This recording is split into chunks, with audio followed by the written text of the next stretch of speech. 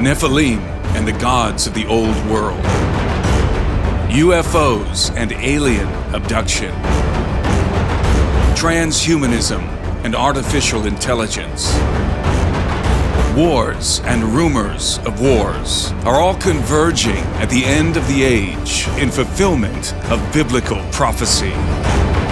Join me and other engaging speakers in beautiful Bozeman, Montana for an epic event like no other.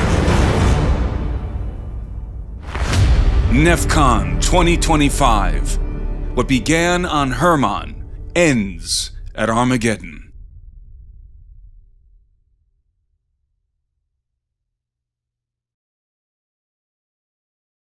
Ladies and gentlemen, I have just finished reading a fantastic book entitled Imminent: Inside the Pentagon's Hunt for UFOs by one Lue Elizondo.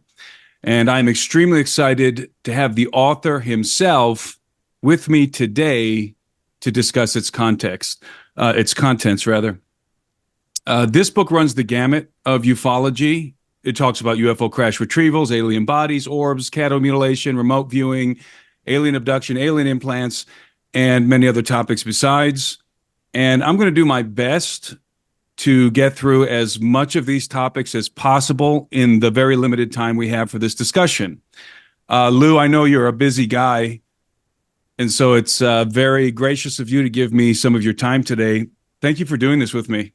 Oh, Tim, it's my honor and privilege, and thank you not just to you and to your production team, but also to your audience. Thank you for taking a few moments and spending it with us today. Thank you so much. Well, I'm very impressed with your book, and I'm still reeling with the content, and you do a great job weaving in your own personal story into the narrative.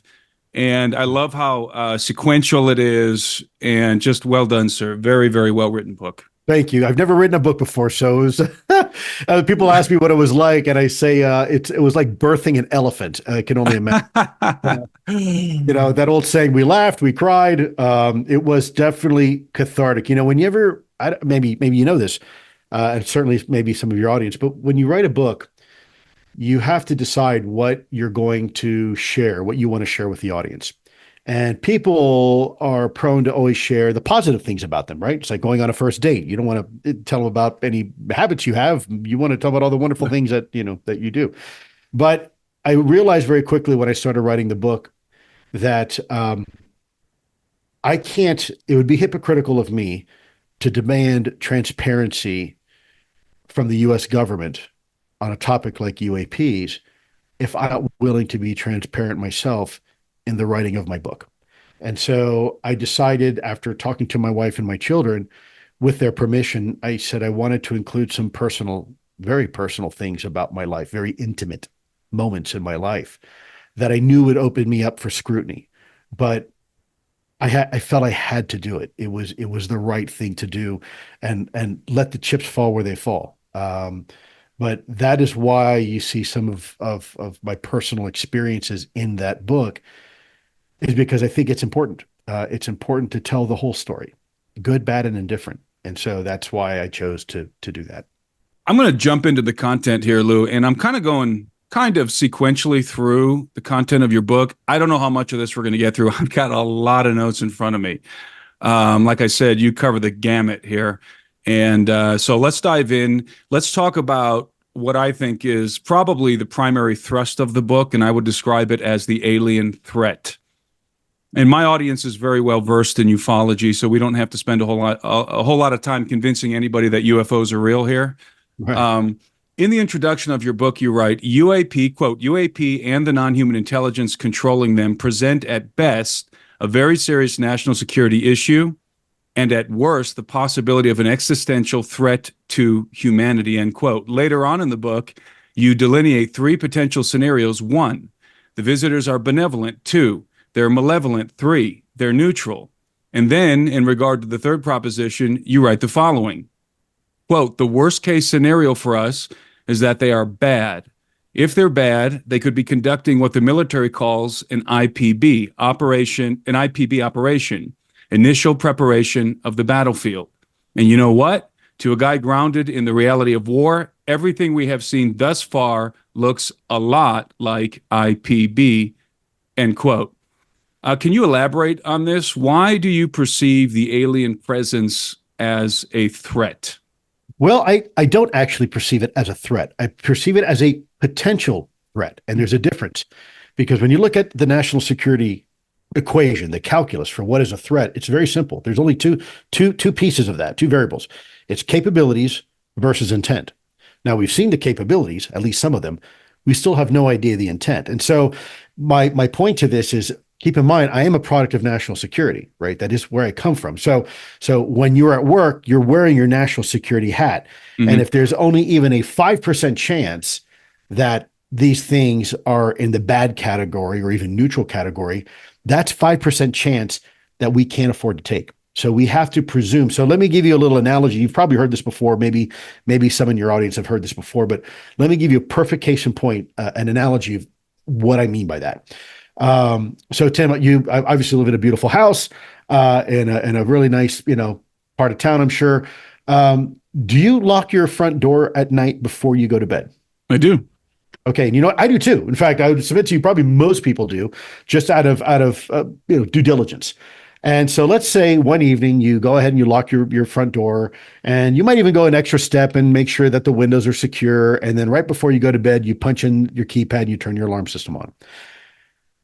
What happens the next morning when you wake up? You come downstairs to have a nice hot cup of coffee or tea. And as you walk downstairs, you now notice size 11 muddy boot prints in your living room carpet. Now, no one's been hurt and nothing's been taken and nothing's out of place. But despite you locking the door the night before, turning on the alarm and locking the windows, there are now boot prints in your house that were not there the night before. My question to you is that a threat? And so my response is, it could be if it wanted to be. So we better figure out how these people are getting into the house. It's the same analogy. We have secure military locations. We have airspace that is no fly zones, right? And we have controlled U.S. military facilities. And now you have these technologies that can come in completely unchallenged, unimpeded, and do whatever it is they want to do, and then they leave. And oh, by the way, they can outperform anything that we have in our inventory.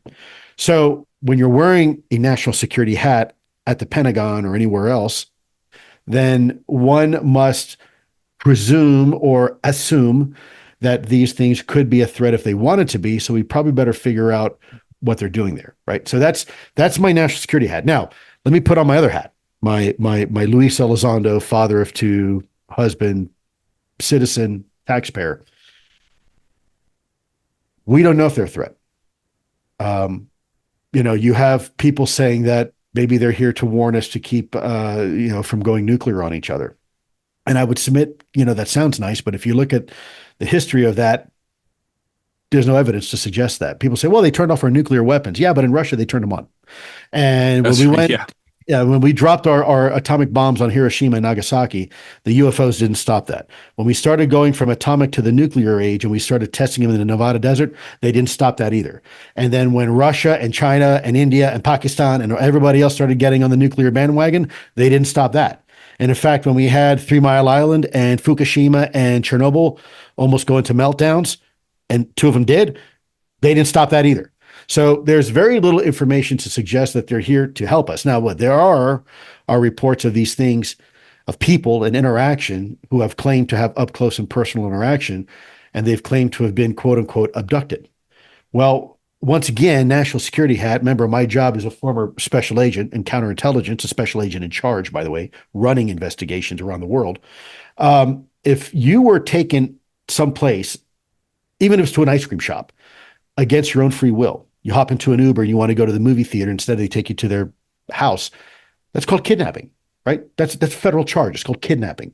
And if they touch you, what's that? Well, that's assault, right? So now we can start racking up the federal charges if that part of the phenomenon is real. So I'm not trying to scare people and say it's a threat. What I'm trying to tell people is, look, don't assume it's not. Let's do our due diligence and proceed cautiously, and let's look at this as objectively as we can. Don't go in there with guns blazing, but at the same time, don't go in there singing Kumbaya thinking that, everything is hunky dory, because you don't know that. And certainly I don't know that, or anybody else really. So that's why I say we should proceed with caution. And it's really a matter of due diligence. It's not really trying to fearmonger. It's just trying to be um, take the appropriate rational steps that most human beings would do. When someone knocks on your door and you don't recognize them, do you let them in? I don't know. Some people do. I don't. I start asking questions. Who are you? What do you want? Do you have an identification? It's just kind of prudent. So, Well, that's a I don't know if very that answers. rational. That's a very rational position, and certainly a rational posture for our national security apparatus. I personally, I've been studying the phenomenon for quite some time, and particularly the alien abduction phenomenon, and which I want to dive into with you a little bit later on in the conversation. And I have people coming to me all the time who are abductees. I've studied all of the abduction material, the late Dr. John Mack, Dr. Carla Turner, Dr. David Jacobs, and so forth. And everything that these people tell me today, and these are people I know.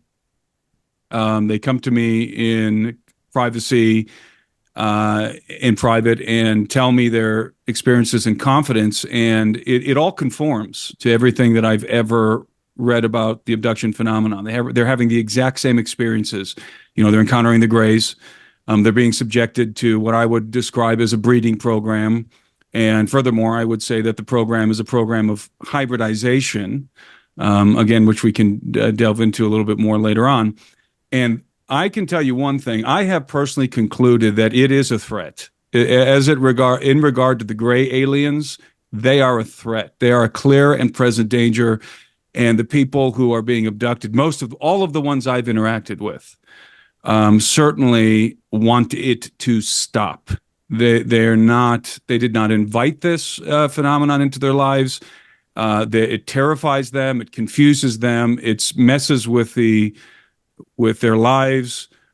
And to them, it's a threat. I can say that for sure. So, but we'll get to there in a minute. I wanted to ask you before we go there. Every time I talk about anything to do with aliens, inevitably, I'm sure you get this as well. You probably get it way more than me. Everybody always brings up Project Bluebeam. Have you heard of Project Bluebeam? I'm sure you're familiar with that, right? Oh, your mic is muted, I think. Yeah, forgive me. I'm aware of it, but I'm certainly no expert in it. I wasn't necessarily directly involved with Bluebeam. My time was ATIP and at the Pentagon, Yeah. but I am familiar with it. Well, what do you think about the notion? What would your response be to this notion that elements of the deep state are planning on faking an alien invasion using secret advanced aerospace technologies, and that this public effort for disclosure that you're at the center of is just part of this blue beam deception? What would you say to those people? I'd say there's a hell of a lot easier ways to influence the American people than coming up with an elaborate cockamamie idea like that. Yeah. It not only does it not make sense, it would be a Herculean effort to pull it off when there's easier ways to do it. As a counterintelligence agent, I'm familiar with.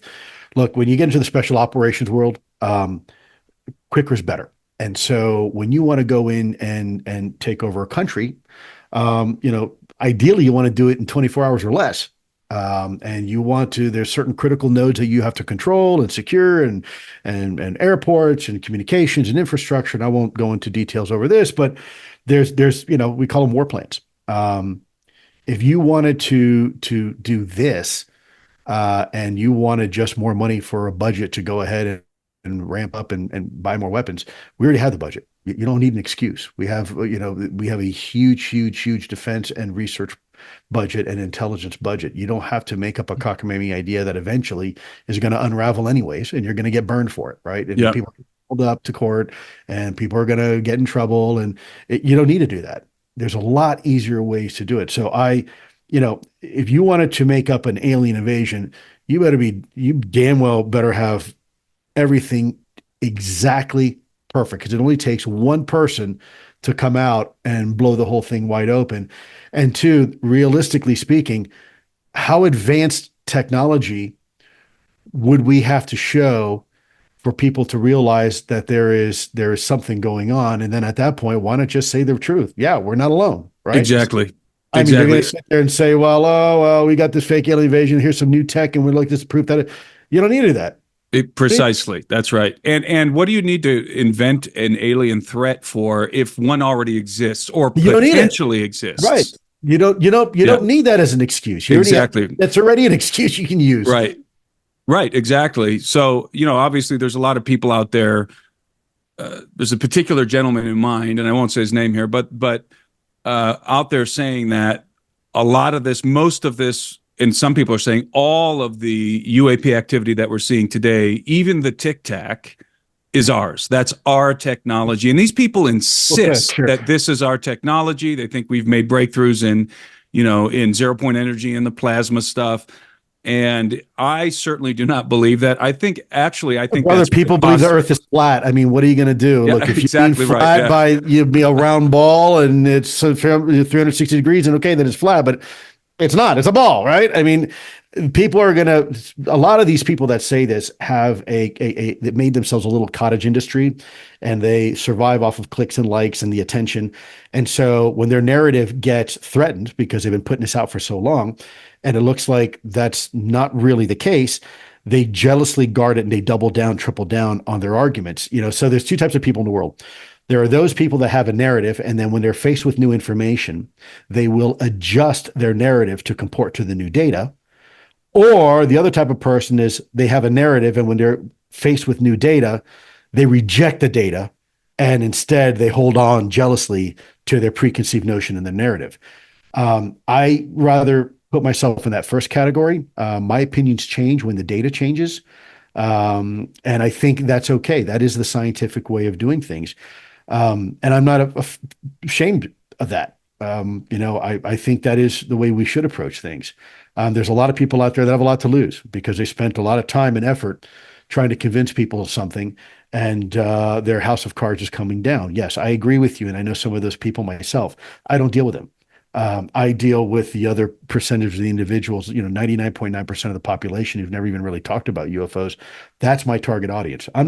Look, if you're a diehard believer, there's nothing I'm going to say that is going to do anything that you don't already know.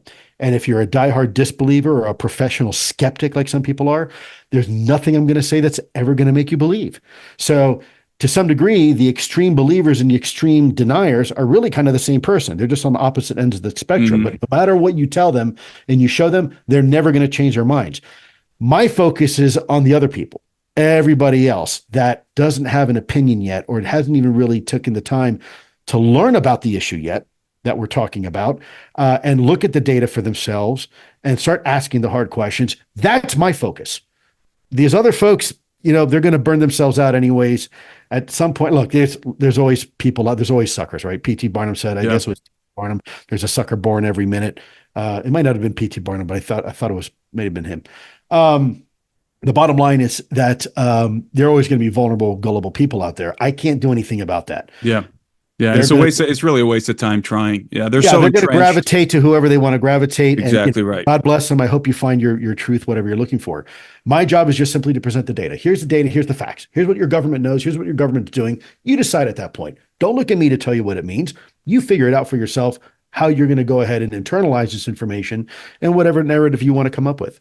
If you enjoy my analysis on these topics and would like to hear more from me, I invite you to join the Alberino Analysis Members Community, where you will gain access to my weekly private briefings, live stream Q&A sessions, behind-the-scenes updates on my current projects and expeditions, community features that facilitate interaction with myself and other members, early access to tickets for events I happen to be conducting, and a convenient mobile app to keep you notified and up to date on everything I publish. In addition to all this, annual subscribers will be treated to an advanced screening of 3 episodes in a TV series I've been working on for several years. These films alone are worth the price of admission. The Alberino Analysis Members Community is the best way to connect with me and support my work. If you would like to become a member, you can find a link to the subscription page in the description of this video. or visit thealberinoanalysis.com. I hope to see you in our community. And getting back to this, the threat narrative, some of these same people say that, they're out there saying that aliens exist. Yes, UFOs exist, but they're the good guys. They're all good. All of them are just our benevolent space brothers. But they've got a real problem. And you discuss in your book, Imminent, you address this problem right in the beginning of the book. The problem is called Colades, the Colades incident. And the residents of Colades, for those who don't know, and surrounding villages, and this was in the mid-1970s, by the way, in northeastern Brazil.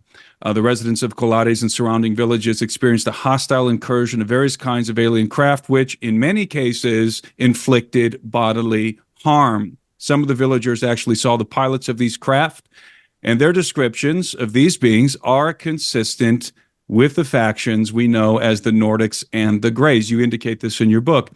How confident are you, or is it your opinion, that much of the UAP activity that we see today is in fact attributable to gray aliens and or Nordics? Great question. I don't know. I don't know the morphology of the biologics. My focus was more nuts and bolts of the craft. I think what is interesting when people make blanket statements like that, like, oh, they're all friends and space brothers and sisters and, all that happy stuff. I'm glad people have that level of optimism. Optimism. That's a good way. Yeah, sure. Optimism. But the reality is, one only has to look at their own neighborhood. Forget the cosmic neighborhood. Yeah. Their own neighborhood and realize that there are bad people in the world that do bad things, right? And they're our own species, right? And they're doing terrible things. We have I think, an issue when we begin to try to anthropomorphize things. We give people and we give things attributes, like our dogs, we give them human names, which is fine. I give my dogs, I have 5 German Shepherds, they all have human names, and I treat them like humans, I talk to them like humans, but in reality, they're not human. They're dogs. Now they're sentient, but they're not human. And it's so innate for us to do that. So when you talk about an alien, right, or a non-human intelligence, per se, we have the same tendency to do that, to humanize them. And, we have to understand that we may be dealing something with completely different, maybe something that has no intentions at all. Maybe it's like artificial intelligence. It just does what it's supposed to do or what it's programmed to do. There's another, issue between what's good and bad. Good and bad can be relative, right? There are things that humans do that would normally be considered bad, but we do them for good purposes. Like, for example, when an American soldier goes off to war, their job is to kill somebody. I hate to say it. That's what it is, right? Kill more of them than they kill of you. And yet they're doing it for the right reasons, right? Whether it's to preserve freedom or the human dignity or whatever. If you are talking about a species like us, we're in trouble because we are a species, forgive me, that lives in a resource scarce reality. Mm-hmm. Meaning everything we do is competition based, whether it's generating wealth or accumulating more or eating more or whatever.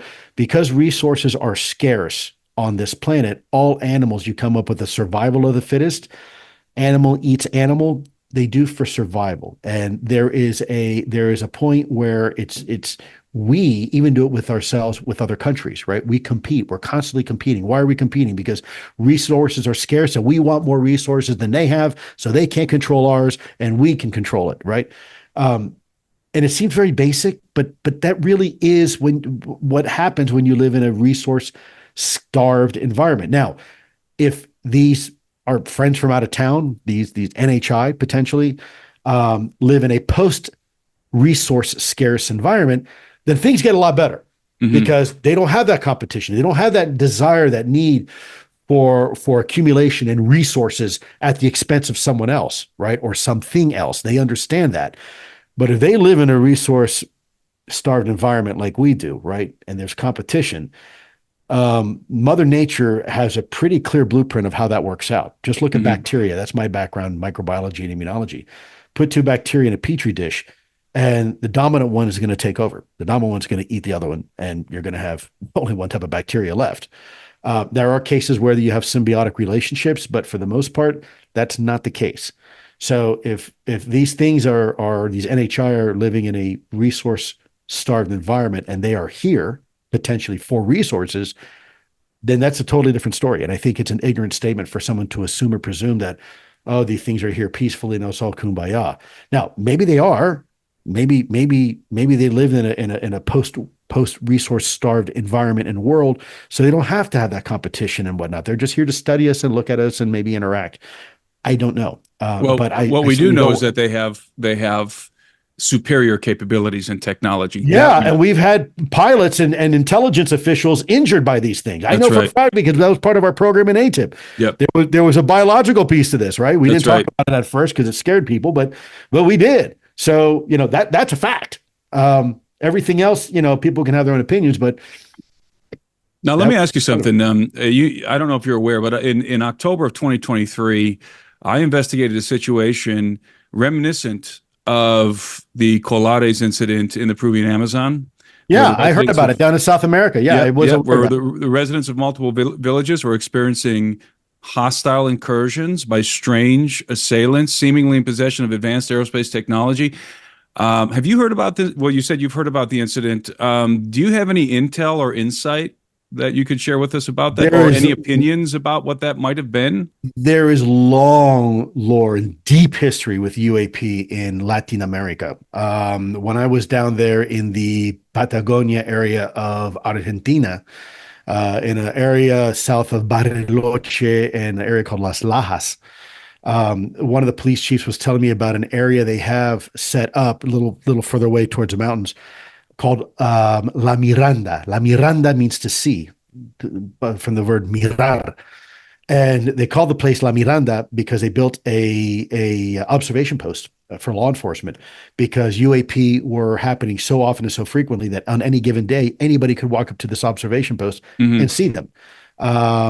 And this is not just in Latin America. Believe it or not, we have a lot of these encounters right here in the United States. Um, when you talk about your particular incident, when I was in Central America, in Panama, and then later on down South America doing work for the government, there were always these conversations about the chupacabra being this alien type supernatural beast that would come in and eat livestock and suck the blood from goats and occasionally even interfere and interact and attack human beings. Of course, it's more or less probably lore, cryptozoological lore. Hmm. But for some reason in Latin America, they have a much easier time talking about UAPs and supernatural things than we do here in the United States. And I don't know why. I don't think it's necessarily a Judeo-Christian thing because they're Very deeply Catholic. Catholic Yeah. down there, right? So I don't think it's a church thing. It might be frankly, it might be a preeminence thing, meaning that the U.S. government has touted itself especially after World War II, as being the biggest and the baddest and the best. And now when you have this technology that can do literally barrel rolls and flips over whatever the best capability technology you have, that puts you in a really bad spot, right? Because maybe you're not as great as you thought you were, right? And so how do you have that conversation? So I think it may be we kind of did it to ourselves, and that has squelched the conversation here. In your particular case, Peru has when I was in Peru, very, very interesting. I actually have the pictures on my cell phone, believe it or not. I couldn't believe it. Um, they have stones in front in Lima, in the capital of Peru. If you go to their Air Force A2, which is their intelligence section, that is where all their UAP investigations are run out of. Is actually right out of there. And most civilians aren't allowed to go there, but they allowed me to go. And they have these stones in the front, a big. They're they are Inca stones. And when you look at these stones that are allegedly 2,000 years old, possibly older, that are carved with inscriptions, you see what looks like a spaceman riding a rocket, looking through a telescope before the telescope had ever been invented, looking at celestial bodies. Mm. Um, Fascinating, right? Here is this old picture of potentially ancient technology that was being used by somebody potentially, right? So I'm not necessarily a follower or a disciple of the ancient astronaut theory, but I did find it interesting enough to take pictures. I said, wow, these carvings are pretty incredible. And if they are as old as you say they are, and they are Inca, then we've got something very special on our hands here, because this may be a depiction. They didn't have movies and cameras back then, but they had chisels and rocks, and a lot of times they would put their stories down and memorialize them on a rock, which back it's considered kind of a forever thing, right? It lasts for a very long time. It's the reason why we put our paintings in caves, and we paint our hands over the wildebeest and the animals, because we're memorializing a significant event. And if you're going to carve a rock, that's a lot of work, a lot of effort. You don't just do it because you're bored. You do it because you're trying to memorialize something that was important, an event perhaps, right? Like we have Super Bowl rings. Why do we have Super Bowl rings? Well, because we want to memorialize the Super Bowl. It's kind of the same thing. And so, yes, long story short, I'm aware of of your efforts, and very. I applaud you for doing that. Thank you. Yeah, one of the weird things about that was, and I don't want to go too deep into this, but one of the strange things was the assailants seemed to be human beings, but in possession of exceedingly advanced technology, aerospace technology. I mean, they were flying around on these hoverboard discs, but they're not like the conventional drone stuff that we have out there. And accompanying these guys were these acorn-shaped advanced aerospace vehicles that could hover silently in the air and, pretty much display the observables that you talk about in your book. So it was all very strange, but I won't go much more into that. I have here in my notes. There's historical reference to that too in the Bhagavad Gita and some other Yes, documentation, non-Judeo-Christian, where they discuss the things called Vimana. that's right. And flying vehicles. And then even the Judeo-Christian world, you have some episodic moments of Ezekiel's wheel and other flying objects that are flaming and circular and rotating in the atmosphere. That's right. I have here in my notes a topic that I think I'm going to forego. If we have time, I'll jump back to it. It's just this whole topic of remote viewing, which I'm totally fascinated with. And you have some very, very interesting things to say about remote viewing. So I'll come back to that if we have time. But I want to pick up our discussion of the alien abduction and implants. You talk about implants in the book as well. Have you, in your capacity working there at ATIP, did you have access to abduction data that is not available to the general public? I had access to people that were involved in the abduction issue. Okay. But I was not involved in that. There were individuals that were part of the later parts of OSAP and the beginnings of ATIP that was their job. They would interact with as you call them, the experiencer community. And yeah, you even have a picture of what very well may be an alien implant in the book. And you write the following. This is very intriguing to me. You relate the following story, quote, "In one particular instance, a senior CIA official and his wife had a terrifying UAP experience in the backyard of their own home. When they awoke lying on the ground in the yard, the CIA officer had a small hole punched into the back of his neck, and his wife had a small metallic object recovered from her nose when she sneezed," end quote. Was the terrifying UAP experience you mentioned here an alien abduction event? Well, the individual, first of all, let me tell you this person without telling who he is, what he is. A senior CIA official, very senior, C-suite type, director, so a senior executive with a lot of responsibility and a lifelong successful career, one of America's finest. His wife was a clinical psychologist for the CIA. So they were a team. So when you have a senior CIA official and a trained psychologist for the CIA, both experiencing a similar event at the same time, at the same place, you have to pay attention to it. And then when the material has actually been recovered and provided back to the CIA because the CIA is interested in it, that's very telling. Yeah. Right. If I were to I don't know, step on a Coke can and cut my foot, the CIA really wouldn't be interested in that, would they? If I stub my toe at the train station, chances are CIA is not going to be very interested.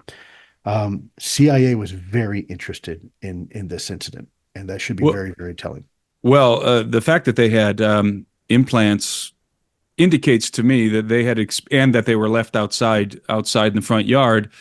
That's an indication of an alien abduction. And what are the implications of senior intelligence and Pentagon officials being abducted by, let's say, gray aliens, because that's the group that does the abducting primarily? If this is truly happening, I believe it is, then that means that these entities, the aliens, call them what you will, the NHI, would know all our secrets because they interface telepathically with abductees and have access to their thoughts and memories. I mean, isn't that correct? That to me seems like a real national security problem right there. China just developed a capability where they can visualize people's dreams, right? So we're not that far behind, are we? People look at, say, telepathy and all this stuff, and they kind of mix it with the whole woo factor. The reality is that telepathy is something that the CIA and the Russian KGB, and before that, the NKVD and the Cheka, they have been involved. And then, of course, even the Nazis, right, with the Anna they were looking at psychic research as a potential means to conduct espionage. The remote viewing program from the CIA and later on DIA and the Army. It's nothing new. And it's probably rooted in science. It's really not voodoo science. It's probably quantum mechanics. Some neuroscientists now speculate that human consciousness, if we can even agree what that means, is probably some sort of a quantum entanglement process that's going on. And if that's the case, we now know through quantum physics that the notion of space and time being three-dimensional representation and time being experienced in a linear fashion isn't really the right model for the way the universe really works. And that space and time, as we know through Einstein, is flexible, and you can compress it and you can stretch it with mass or energy. And we're beginning to realize that this universe is a far more complex ecosystem than we ever imagined. And so it's not that big of a stretch if there was an advanced species that lacked our verbal communication capability. Maybe they don't have a voice box, maybe they don't have a need for vocal language, that nonverbal communication would be something that has been adapted and evolved. And in fact, one only has to look at two dogs entering a room for the very first time and realize there's some sort of nonverbal communication occurring. Yeah, they're empathic, hear them, but sure. Yeah. There's something going on. They're talking to each other about something. Hey, you're a threat, or you're not a threat. No, I'm a friend, but we're good. We can smell each other's behinds if you want. That communication happens. That's in right. the wild all the time. And so, is it really that far of a stretch, especially technologically speaking? We're already almost to that point already. When I say almost, maybe 50 years, we're creating capabilities now where we can see into people's dreams electronically. Maybe that's the future. Maybe this speaking, look, it takes time, it takes energy. It's not a really efficient way to communicate. No. And depending on your vocabulary and my level of vocabulary, we may never be able to communicate with each other very effectively. Yeah. Right? So the most efficient way is, direct interface. Communicating at the speed of brain thought. To brain. That's right. Yeah. So it's not that, it's not that far off when people say, well, that's a bunch of hooey. Well, is it? I mean, we're kind of doing it now. You've got pilots that can fly a drone, putting on a helmet literally with a thought from 1,000 miles away. I mean, don't look now, but we're there. So right. This pulls me into the remote viewing thing a little bit. So I will back up. You in the book disclosed that you were being trained as a remote viewer, presumably for the Stargate program before it's. I never said I was good at it, by the way, for the record. There's a lot of folks out there a lot better than I was. Well, it's a really compelling, very interesting story you tell, and you did have some success in this endeavor. You also you relate a theory in the book that you just articulated that it was told to you that it might be remote viewing might be a vestigial ability that early it's actually something left over. It's probably developed like the dogs before we really had verbal communication and artificial intelligence to translate from Japanese to English to German. We still had to communicate. We had to know if someone's friend or foe. And so, the act of actual remote viewing or whatever you want to call it, psychic espionage or telepathy is really something that's very ancient. It's kind of like the appendix. It's a vestigial organ. Right. We don't really use it anymore because we have now computers and phones and laptops and, verbal communication that has evolved over time. But in reality, we may have had this capability really as a survival mechanism since we were living in caves. Yep. Well, I'm very much I'm very close to that perspective myself. I personally believe that remote viewing, along with telepathy and other so-called psychic capabilities, are innate to the human species rather than a vestigial ability from the days before the development of spoken language.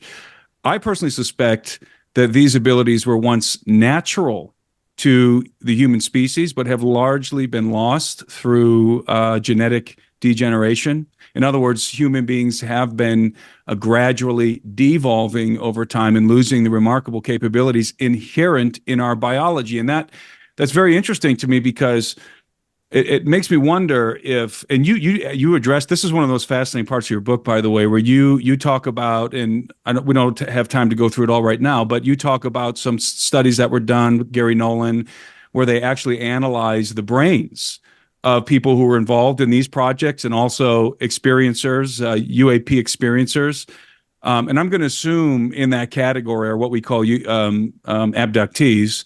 And I wonder myself um, if some of these people who are having these experiences, specifically the abductions, if they're chosen, because one thing we know about alien abduction is that it's hereditary. So is this faction, are these aliens or NHR, whatever you want to call them, are they choosing specific people because this part of their brain is more activated? Is this what's going on? Possible. It could also just be, genetic marker. Look, it's not uncommon for us to go out into the Serengeti and follow a specific, or maybe the Congo of let's say, Africa, and monitor over multiple generations a group of gorillas, right? And so what we do is we withdraw the blood, we dart them, we make sure that they're healthy, make sure their diet, their reproduction is going well, their environment is good. And what happens, generation after generation, we keep going back to the same genetic line to see if we see any divergence, right? And to keep a track on the health of the population. We do that as a human species all the time with other animals in our own ecosystem. So is it possible that perhaps someone is interested in us? And this is why I say we're not necessarily at the top of the food chain. Maybe someone's doing that with us and monitoring us over generations, right? And how are we evolving, and what's the health of our species, and whatnot. That's the pursuit of science. So it would not surprise me. I don't know definitively if that's the case, but certainly it would not surprise me if there is a non-human intelligence out there that is more intelligent than us, that they'd be interested in us as a species. We're kind of a quirky little animal, aren't we? Right? I mean, I always tell people, if you look at the evolutionary chart, the drawing that Darwin always writes, with kind of the five monkeys, and then you have man standing up. I consider ourselves we're probably the second monkey on the left. We haven't really evolved very much. We have evolved, or maybe it's the opposite, Lou. Maybe we were much more remarkable than we are today, and we have been devolving. Yeah, devolved. Sure, that's also a possibility. I think in some cases we certainly have. Look, there's capabilities and techniques. Again, let's stick with facts here, right? One can go to Egypt tomorrow and see some of the capabilities they use to cut those Peru, stones, yeah, right, or Peru, or and you name it, right? Yeah. There are technologies and capabilities that have been lost arts. The Baghdad battery. What in the hell? Yeah, right. Create a battery for? That's an electrical appliance, man. I don't know what to tell you. So it is certainly possible. As we evolve technologically, we're getting lazy and we're losing a lot of the other survival capabilities that we have long held on to, because maybe we don't need them anymore. Now, I would argue that we don't. I think we do need them, but perhaps, as we escalate in technology, our reliance is now on technology and less on some of these other maybe latent type or inherent type capabilities we've had, vestigial capabilities we've had for a long time. You know, there's a an incident that not an incident. There's a study that you talk about in the book, and you discovered something that is utterly fascinating to me. You and your group working with Nolan and his guys, you discovered that there's a Cherokee blood connection. You write, "quote: It turned out that almost all of the people in Will's studies, Will was doing this study with apparently with Nolan." Military and intelligence officials with remote viewing abilities and/or UAP encounters and biological effects had Native American DNA, Correct. specifically Cherokee blood. What do Yep. you think is going on there? Do you have any theories about that? That's fascinating to me. Well, I don't have an answer, but what I can tell you is that it's a very old bloodline. Indigenous people, and it was for a very long time until recently, a pure bloodline. It wasn't diluted. As we become a global species and globalization, we have much more intermixing of the genetic lines, right? And so even 100 years ago, where you had these, for the most part, pure genetic lines, whether you were of African descent or European descent or whatever descent you were, you could trace us back. But now we're becoming more and more and more integrated, and it's becoming more difficult. However, the indigenous people here in the United States have a very old bloodline, going back at least 20,000 years, if not older, and relatively pure, meaning there hasn't been a whole lot of mixing and intermingling in some of these bloodlines. And so you still have a really pure, when I say pure, it's not a negative or positive way. I'm just pure, meaning it's Right. it's the non-diluted genetic line of genetics. Right. So it's possible because of that, there may be some interest. I could not tell you, and I wouldn't even want to postulate because I have no idea. Yeah, I it's think so I'm intriguing though. It's just, I encourage people, go read the book. It's intriguing. You talk about in the book, you do something that I think is fantastic in this book. You discuss, I'm going to show people, hopefully they can see this on my camera. You have in your book some little diagrams in the book that I found very helpful, where you discussed a particular theory that Hal Puthoff had, who was part of your operation there at ATIP, in regard to how these craft function. And and Hal had a theory that pretty much answers all the questions. Yeah. It answers all the questions in regard to the 5 observables that you talk about in the And book. also describes the shape of the craft, the size of the That's craft, right. how they're operating. That's right. I mean, it's As you're really saying that, I'm going to show people your diagrams here. Yeah, and you talk about these circles that you see on these. You talk about the various configurations of craft, the saucers, the triangles, the boomerangs, and why the craft have that shape. And basically, it's because the craft are generating It's they're a propulsion generating unit. this. That's Yeah, right. They're generating these space-time bubbles. Yep. And so they're not actually moving. And I always say this when I talk about this topic. I always tell people these craft are not necessarily moving through the mediums of the atmosphere or the water. They're moving those mediums around the craft. Correct. And I found that fascinating. And I'm wondering, as I was reading this, are you familiar with the claims of Bob Lazar? I am. What I do you don't know think him about personally, so I can't really comment. I have very close colleagues of mine that swear by him and will die defending him. Then there's other people who say, well, he apparently lied about his education, so therefore, if he lied about his education, you have to throw all the witness testimony out, and you can't consider any of it. I don't know. There are certain things that he has said that are fundamentally true, like certain facilities, like Area 51 and S4 and things like that. He also has said some things interesting that seem relevant to the propulsion.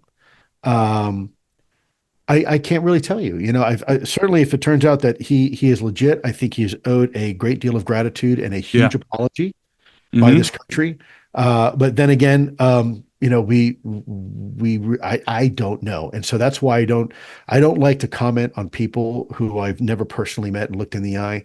Um, Simply because, I believe giving everybody a fair shake. And by the way, to my own detriment, I do it even with my own haters, and I've got a lot of haters. Yeah, I I've try my noticed. best to turn the other cheek as much as possible. Um, Even though that's not afforded to me. That's Yep. okay. Yep. So Well, the reason why I I bring Lazar up is because Helputov's theory about how his hypothesis about how these craft operate is entirely concurrent with what Bob Lazar was saying back in the early 90s. Bob Lazar explained the exact same phenomenon. This was his hypothesis as well about how these craft function based on his hands-on, assuming the story is true, based on his hands-on interaction with the reactor from a saucer, which he dubbed the sports model. I thought that was very interesting, and I wanted to ask you about Bob Lazar. Let's move to this topic, which I personally, I come from a Christian worldview, and so this topic is very important to me. You talk about a run-in with the so-called, or a member of the so-called Collins elite, and the Collins elite has been whispered about in ufology for decades. I remember Nick Redfern wrote a book about it, and you pretty much confirm that the Collins elite are real. You write, quote, as long as I worked the UAP issue, I'd heard stories of a powerful circle of religious fundamentalists who shaped policy within the Department of Defense. They were referred to as the Collins elite. And then you say you learned that the Collins elite were indeed real. And then you relate an encounter with a member of this group who had been a senior official at both the CIA and DIA. And I'll just quote this real quick. You had this encounter with him, which you describe in the book, and he says this. He says, quote, we already know what these things are, right? Have you read your Bible lately, Lou? You're opening a can of worms, playing with this stuff. It's demonic. There is no reason we should be looking into this. We already know what they are and where they come from. They are deceivers, demons, end quote. Now, I'll let you know up front here, and as my audience is well aware, I totally disagree with that assessment. I do not believe that these are demons. But I want to ask you, have you had any more encounters like this with this individual or with any other individuals that you suspect are members of the so-called Collins elite? No, and I believe there's a reason for it. I think this conversation is to the point now where the American people are demanding the truth. Congress is demanding the truth. And you have a new presidential administration coming in that's demanding the truth. And I think they probably realize that it's probably not in their best interests at this point because, before you want to jump in front of a tricycle, fine, but you've got a you've got a big Caterpillar powered steamroller coming, and it's Right. probably not a good idea to stay in front of that thing while it's rolling, especially in your direction. Um, Look, I can't fault them for that. Hmm. I'm a spiritual man myself, deeply. I don't wear my religion on my sleeve because it's very personal to me. But I don't. My view of religion and the notion of God and a great architect is not incongruent at all with the notion that we're not alone in the cosmos. Hmm. Uh, in fact, I I think it's part of our natural evolution to always seek what's behind the next corner. And this conversation is no different. Whether you're trying to figure out, what's over the next mountain valley, or what's over the ocean, or what's and over the horizon, or what's beyond the stars. It's kind of our genetic programming, and I think religion as well can go hand in hand with that. I don't think we need to exclude religion at the cost of understanding NHI. I think they can go hand in hand. There's a analogy I always tell folks that helps me understand. If I were to plop you off in the middle of Egypt, and I take you to a pyramid, and I tell you one side of this pyramid is science, the other side of this pyramid is called religion. When you're standing at the base of that pyramid, the sides of each side could not be further apart. That's as far as apart they get. I mean, they're opposite ends, and yet something interesting happens as you begin to walk up the pyramid. Science, the side of science, the side of religion start getting closer and closer and closer until eventually you reach a point, literally, and figuratively, where the two are indistinguishable from themselves. They are one. And I suspect that is, what ultimately, the being in the experience of the universe is all about. And the problem we're standing at the base of the pyramid. So they seem incongruent with each other. And part of the problem is that they're asking two fundamentally different questions. Science asks you how something works. Religion asks you why. And they're different questions. And of course, they seem incongruent because we're at the bottom of the pyramid looking up. They couldn't be further apart. But I think as we continue to evolve as a species, we'll realize that science and religion can live rather copacetically together and, in fact, rely on one another. My opinion of the Collins elite is that these are good men with good intentions who are unfortunately blinded by a misconstrued theology. Because they're Christians, this group. And you can't blame them for it, because in their heart of hearts, if they believe they're doing the right thing, then I agree. They've doing the right thing. How can you prosecute or punish somebody for that? They believe they're helping and saving humanity. Okay, got it. I applaud you for it. I think you're wrong, but I get it. I can respect you for that position. I agree. Personally. Right. The problem is that they're inadvertently, unwittingly aiding and abetting malevolent actors in the secrecy group, in my opinion. Absolutely. That's the problem. Yeah. That's right. And by the way, fundamentalism and extremism, by any other word, is still fundamentalism and extremism. You don't have to be Muslim to be an extremist, right? There's extremism that's everywhere. And I think, today's day and age, we tend to villainize certain religions, not realizing fundamentalism and extremism survives everywhere. It's in the Christian faith, it's in the Jewish faith, it's in the Islam faith, Buddhist, Hindu. Extremism is extremism. And so we need to understand that. Yep. People may be surprised to learn that in your book, you mention, in passing, you mentioned the Book of Enoch, Watchers, Nephilim, and so forth. And you also mentioned that your colleague at ATIP, Jim Lukatsky, you relate an incident in which he intended to brief DIA and DoD leadership on UAP content related to, quote, archangels, angels, demons, and the spiritual realm, end quote. Could you summarize how these things fit into his UAP hypothesis? Do you understand how he was trying to fit those things into the hypothesis? I can't speak for my old friend Jim. What I will say is that he was incredibly, and still is incredibly intelligent. He is probably the world's premier rocket scientist, literally rocket scientist, and an absolute national treasure. But Jim felt important. It was important to always tell the truth. And my suggestion to him is, look, always tell the truth, but sometimes it's how you tell the truth that's important. And when you're talking to a national decision maker in our national security, you may want to tone down some of the rhetoric regarding spiritualism. Now, I'm not saying it's not real. What I'm simply saying is it has no place in national security. I would keep the conversation focused more on the national security aspects. These things are coming over controlled airspace or over sensitive military installations, interfering with our nukes.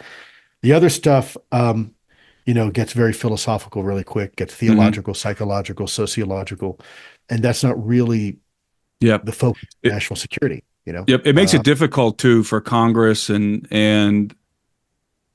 the officials at the Pentagon to engage with the topic as well. I think it does. It does. It absolutely does. Yep.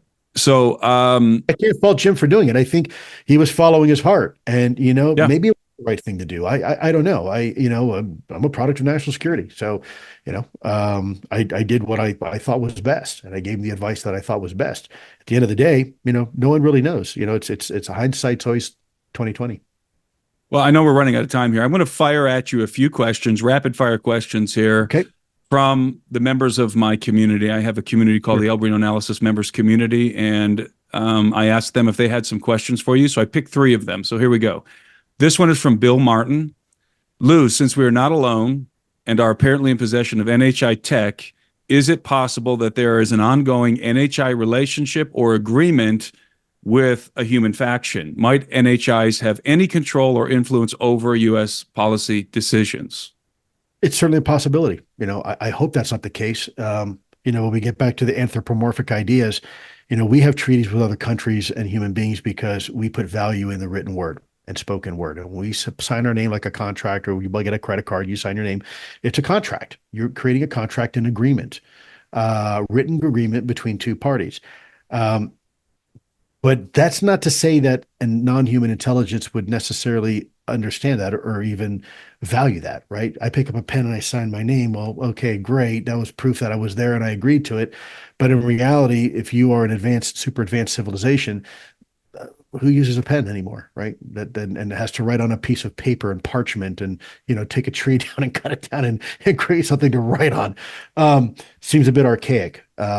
So if there are agreements that exist, I don't know if they're necessarily written down like a treaty per se, Hmm. because that's a distinct that's very much a human thing.